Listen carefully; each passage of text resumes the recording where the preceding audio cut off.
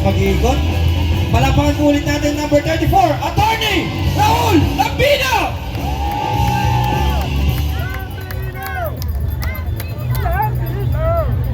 Masampo siya garam at sigayo namin.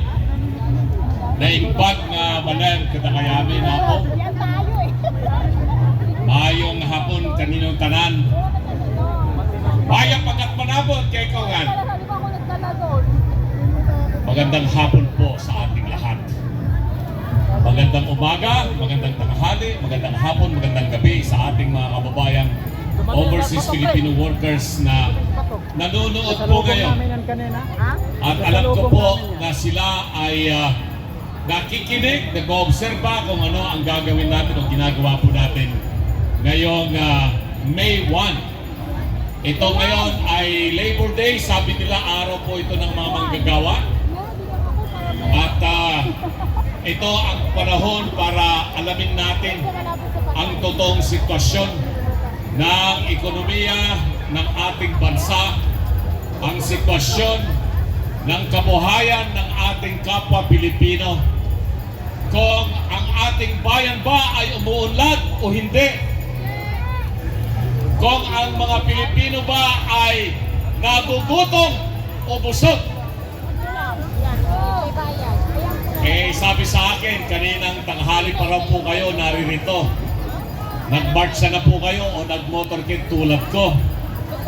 Kayo ba ay nananghalian na? So, gutom kayo ngayon? Huwag kayong mag-alala. Sa ilang sandali, lilipas din yan. Tulad ko, nalipasan na ng gutom. Mga minamahal na kababayan, alam ko lahat po kayo na naririto ay boboto na ng diretso Duterte, hindi ba? PDP laban Duterte. At lahat kayo na naririto ay maituturing nating mga leader ng PDP laban Duterte. Pakiusap ko po sa inyo, dahil 10 araw na lamang po ang nalalabi bago tumigil ang kampanya at paghahalalan na. Pwede ko bang hilingin na hindi lamang po kayo boboto, kung hindi mangampanya po kayo para sa senatorial candidates ng PDP laban? Pwede ba? Dahil kung kayo po ay boboto lamang, kulang po tayo para tayo ay manalo sa halalan, o kaya'y madali po nilang dayain itong resulta ng halalan. Pero kung ang isa sa atin na naririto ay makakakampanya ng 1,000 o kahit 500 o kahit 200, malaking bagay po yun. Kaya yun din po ang pakiusap ko sa ating mga overseas Filipino workers na nakabuto na, ay huwag muna silang titigil. Kailangan po nilang mangampanya sa kanilang mga kamag-anak, mga kaibigan na umaasa sa kanila dahil sa pinapadala nilang tunay na suporta para sa pamilya na ikampanya ang PDP laban Team Duterte. Pwede ba yon? Mga maisog dito sa Manila, mga maisog dito sa Luzon, alam po ninyo, 50 days ago, 50 araw na po ang nakalilipas, kung baka nakalimutan na po ninyo, nang hinuli si Tatay Digong, hindi ba? 50 days ago, walang naniniwala. Pati ako, hindi ako naniniwala na ang isang Raul Lambino ay mananalong senador. Actually, nung ako po ay naimbita ni Tatay Digong through Executive Secretary Mijaldea, nakasama ako sa 6 na kandidatong senador ng PDP laban, sabi ko, wag na po ninyo akong isama. Dahil hindi naman po ako sikat, hindi ako artista, hindi ako entertainer, hindi rin po ako media. at hindi po ako kilala. Isa lamang po akong ordinaryong abogadong probinsyano na ang ginagawa ko ngayon ay nag-aalaga na lamang po ng baka at kalabaw at nagsasaka sa probinsya ng Pangasinan. For more than 30 years, I was a professor of law. I was a law practitioner. I have handled several cases in the Supreme Court or even in the Court of Appeals Sandigan Bayan. I was both a litigator and a commercial law practitioner. Pero dahil senior citizen na po tayo, medyo mahina na rin yung ating tuhod. Kung baga hindi na po tayo kasing sigla 15 years ago or 25 years ago. Kaya nung maging 65 years old po ako 2 years ago, hinay-hinay na rin po ang aking ginagawa. Andun na lamang po ako sa probinsya ng Pangasinan at isa na lamang po akong magsasaka. Paminsan-minsan nakukonsulta po ako tungkol sa batas. Pero hindi ko mahindihan si Tatay Digong at saka si Executive Secretary Mijagdaya nang sabihin nila sa akin na kahit hindi ka artista, hindi ka entertainer, hindi ka media, mananalo ka sa halalan. Sabi ko, parang mission impossible po yan. Parang isang impossible dream. Dahil hindi ko pinangarap na papasok sa politika ditong mga panahon na ako po ay isang senior citizen na. Sabi sa akin, kung mission impossible yan, tagahanga ka naman ni Tom Cruise. Pinapanood mo yung kanyang mga sine, hindi ba? Sinong tagahanga ni Tom Cruise dito? Napakinggan nyo na ba si Tom Cruise na kumanta? Hindi ba? Mas magaling ako kaysa kay Tom Cruise. Pero mamaya pa yan. Meron akong nakikita isang popular na personalidad po rito. Kaibigan ko po ito, congressman pa lang siya, naging governor siya. Pero tumatakbo rin siyang senador ngayon. Kanya lamang hindi nagpapakilala. Pwede ba, Governor Berceles, tumayo ka dyan? Si Governor Berceles ay isang Bicolano. Unfortunately, hindi siya nasama sa Duterte.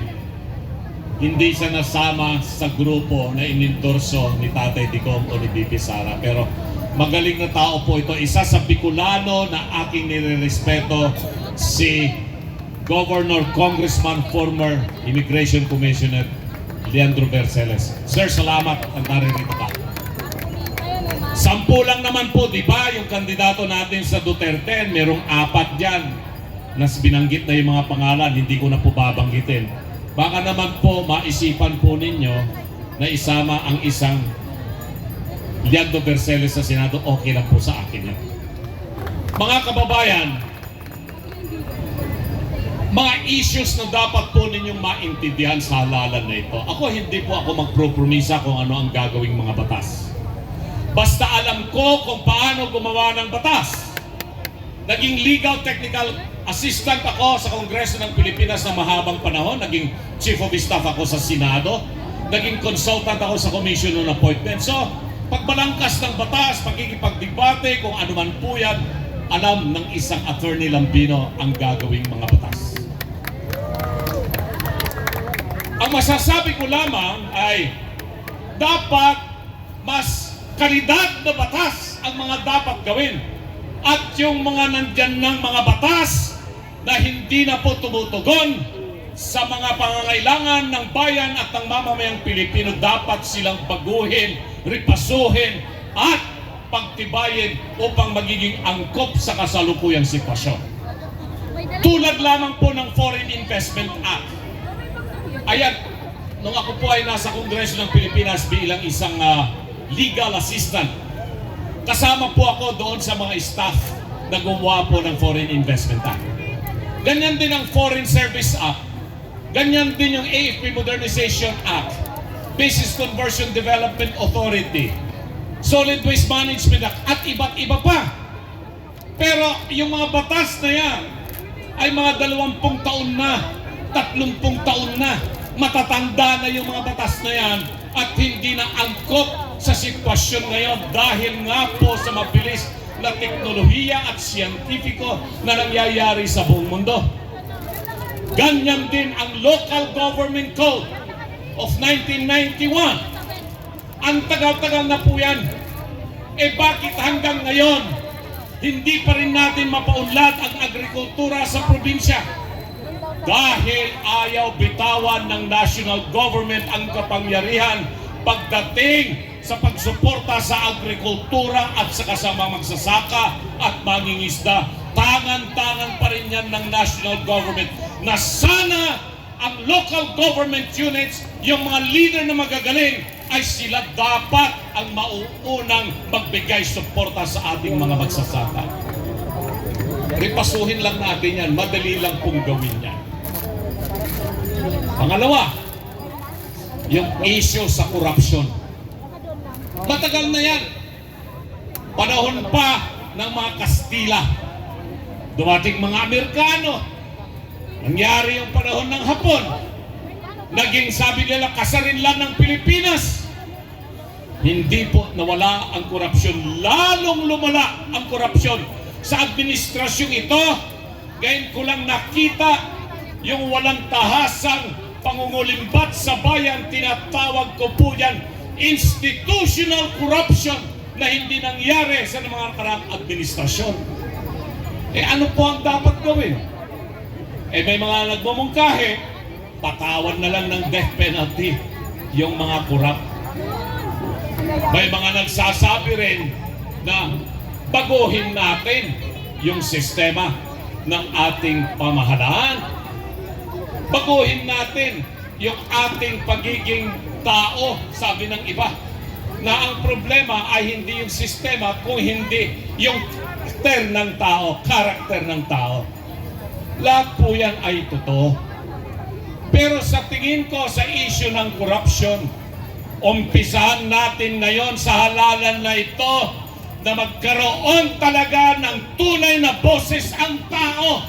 At ang pag-asa po ay nasa sa inyo ngayon. Lahat po na nakikinig at nanonood sa programang ito ay kung magiging ang mga senador na nandiyan na mahahalal ay hindi kayang paikutin ng nakaupo sa Malacanang at paging sunod-sunuran, mababawasan po natin ang korupsyon sa pamahalaan. Kaya pakiusap muli sa inyo, huwag lamang po kayong boboto sa PDP laban, Duterte, ikampanya po ninyo ang ating mga kandidato. Sama nyo na po ako, number 34, Raul Lambino, sa Senado upang sa ganon ay matugunan natin itong problema ng korupsyon.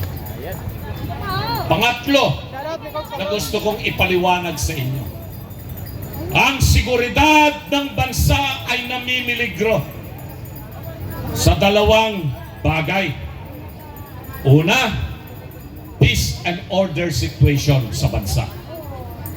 Masyadong tumataas ang mga karumal-dumal na krimen dito sa buong bansa. Ngunit ayaw aminin ng pamahalaan, ng pamunuan sa Malacanang o ng Philippine National Police o mga security agencies. Sabi pa nga, yung mga nagpapakalat ng balita na merong mga kidnapping at murder na nangyayari sa mga negosyante ay pwede silang kasuhan ng fake news. Fake news pa yon? Ng isang negosyante na kasama yung kanyang driver, kinidnap, pinagbayad ng ransom pero pinatay pa rin.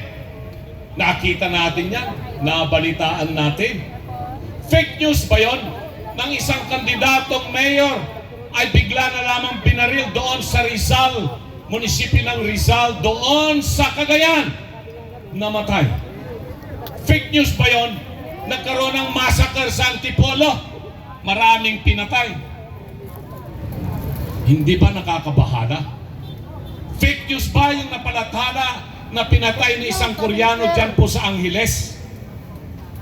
Lahat po ito ay lumabas sa media sa Pilipinas, sa ibang bansa. Ano ang epekto po nito?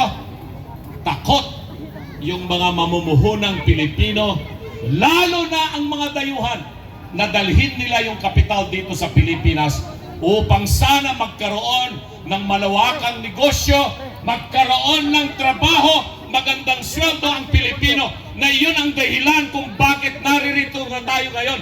Mayo 1 para sa mga Pilipinong nagtatrabaho. Pero kung walang mamumuhunan, walang negosyo, walang pabrika, walang trabaho, walang Nandoon sweldo.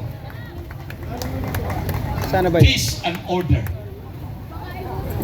Kaya pong gawin niyang tugunan ng mga kandidato ng PDP laban Duterte yung issue na yan. Bakit po kanyo? Dahil ang isa sa mga senatorial candidates natin na re-electionist, parating na siya ngayon pagkatapos kong magsalita, ipapaliwanag ni Senator Bato yung kanyang panukala para paigtingin ang peace and order. Isang bahagi ng seguridad, at ito ay mas malala kaysa peace and order. Itong problema sa teroristang NPA, CPP, NDF. Alam po ninyo, nakakatanggap ako ng maraming pananakot. Mga threats sa text, kung ano-anong mensahe, na masyado raw akong maingay dito sa problema patungkol po sa seguridad na gawa po ng CPP, NPA, NDF.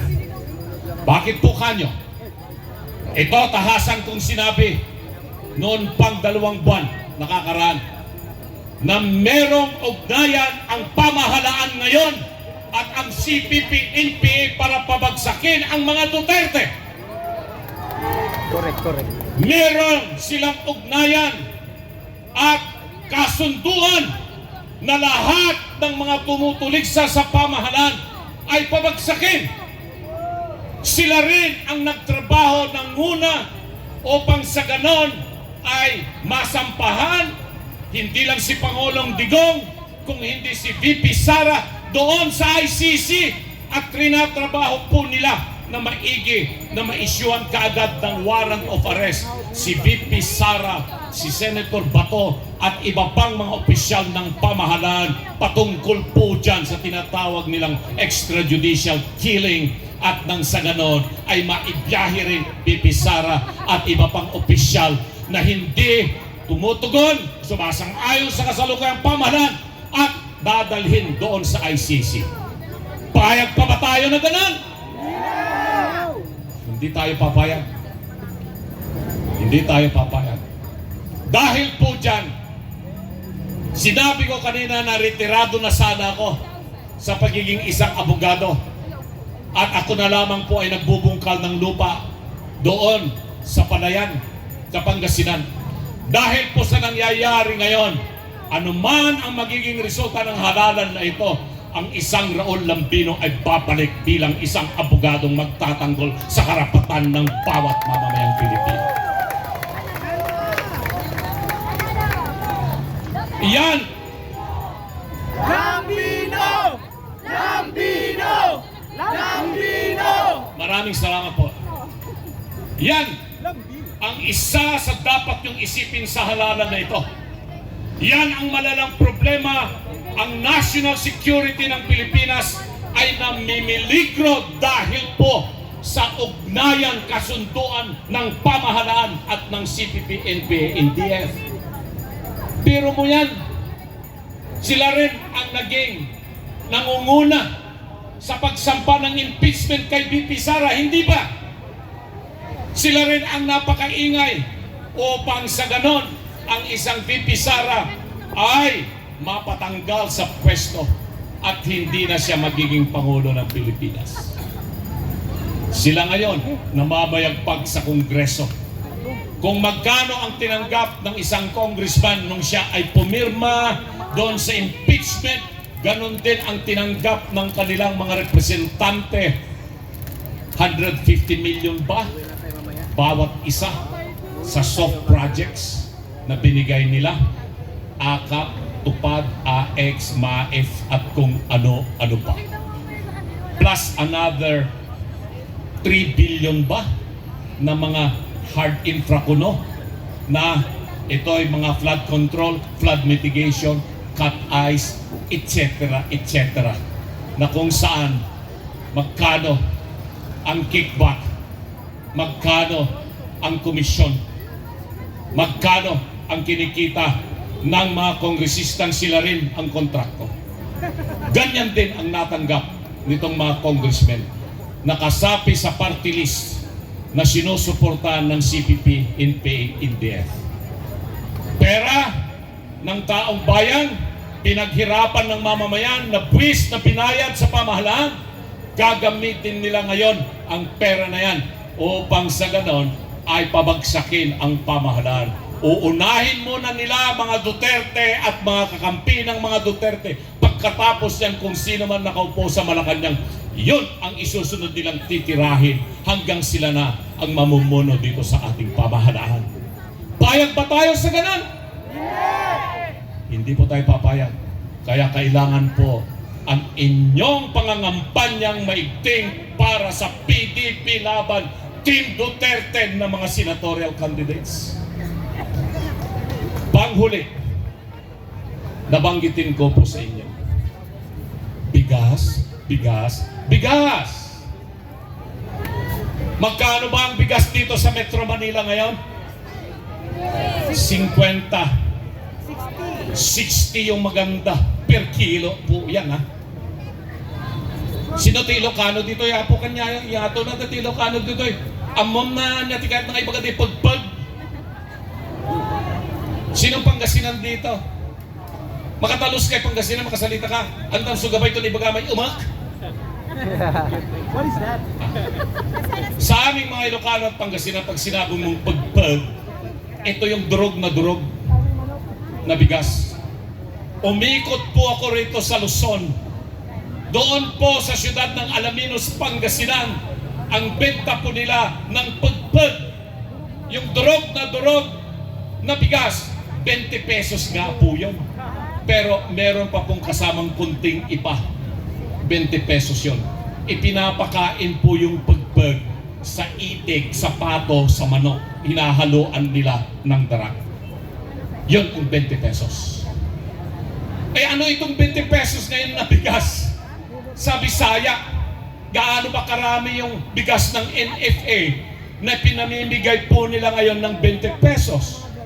At kung bakit panahon ng kampanya ng eleksyon sa kanila na isipang tuparin ang kanilang pangakong 20 pesos na bigas?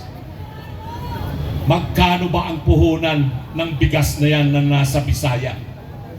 33 pesos hanggang 38 pesos per kilo ang puhunan ng pamahalaan.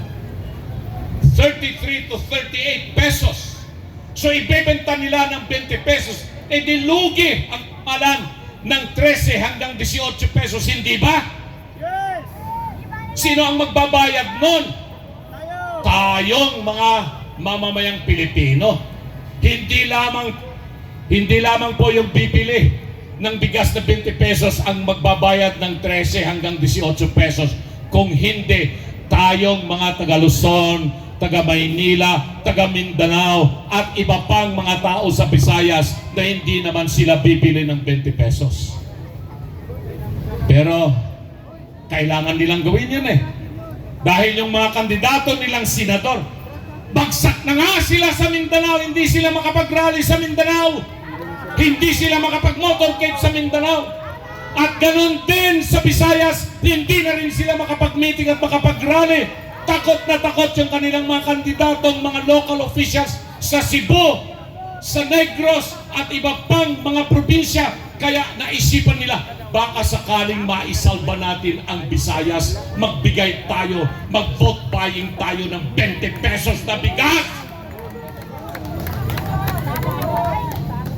Hindi nila alam na ang kanilang ginagawa nilang 20 pesos na bigas doon sa Visayas. Galit na galit ang mga taga Luzon.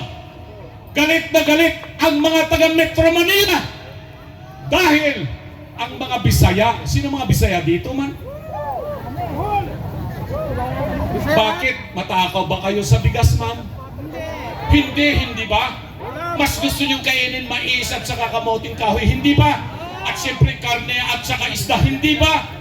So ibig sabihin nun, optics lamang, pang media lamang, pang press release lamang.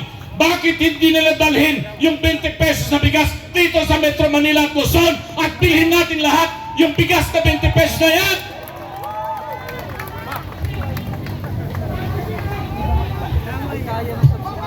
Ay nako, Sa Visayas yan, di ba dyan may... alam po ninyo, alam na alam ko po kasi ang negosyong Alam bigas. mo kung bakit? Kasi wala Dahil ng rice. magmula nung kami naging mag-asawa ng aking butihing nag-iisang may bahay, Alam niyo sa Cebu, 42 years ago, kumain ka ng or 43 years ago, mas pili. yan po yung nakagisnan niyang negosyo ng pamilya. Ako po noon, 1981 to 1985, Kasi wala silang production. habang nag-aaral po ako sa College of Law, Ha? Wala magbiyahe po ako ng truck So, ang ginawa- mula Pangasinan, magdadala ko ng asukal, simento, bagoong o kung anong produkto ng Pangasinan.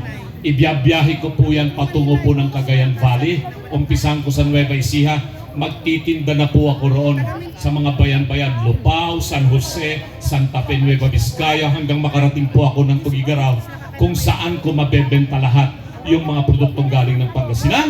At yung mapagbebentahan naman po, ibibili ko po ng palay sa Isabela o kaya sa Cagayan o Kalinga. Kabisado ko po yung negosyo na yan. Alam ko po ang takbo ng negosyo ng rice trading. Kaya hindi po nila may tatago sa akin. Alam ko rin po yung corruption na ginagawa ng pamahalaan dyan. Kaya hindi nila sinusuportahan yung mga magsasakang Pilipino. Ang ginagawa po nila katulad nung nakaraang 2 buwan. Maganda ang ani ng ating mga magsasaka sa Pangasinan, sa Bulacan, sa Nueva Ecija, sa Pampanga, sa Bela, Cagayan. Kaganda po. Ganon din po sa Mindanao, North Cotabato, South Cotabato, Maguindanao, Sultan Kudarat. Yung mga lugar po yan, taniman po ng mga palay. At ang ganda po ng resulta ng ani. Pero anong ginawa ng pamahalaan? Walang suporta sa marketing.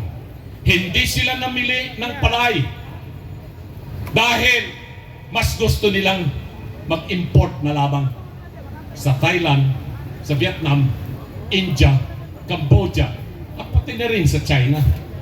Kung may importasyon kasi, if there is an importation, there is transaction, and every transaction, there is commission. Kawawa ang magsasaka. Kawawa.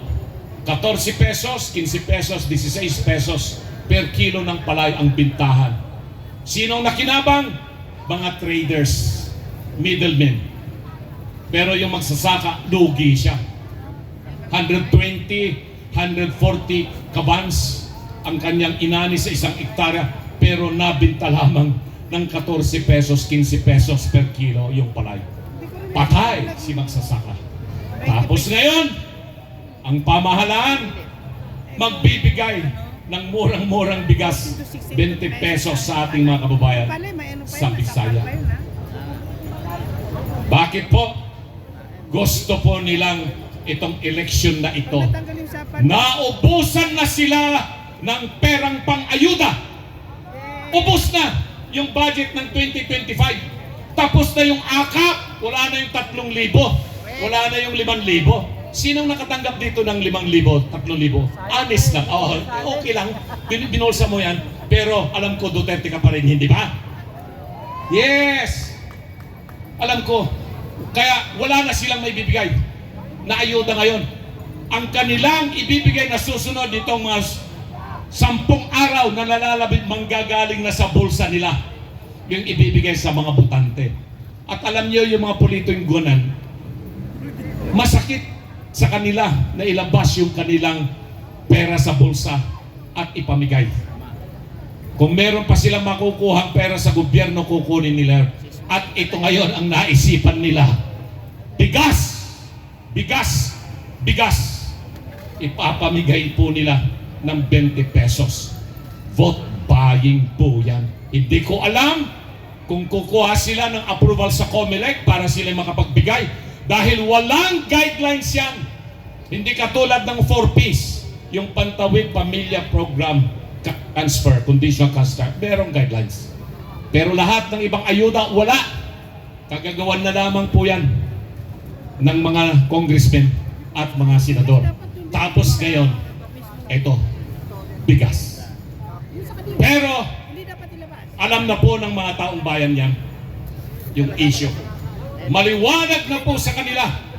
Bakit ang hindi issue. nilagay sa labas eh? Kaya sabi ko, Dapat kasi bibili 50 days ago, bago huliin si Tatay Digong at ibiyahe doon sa Netherlands.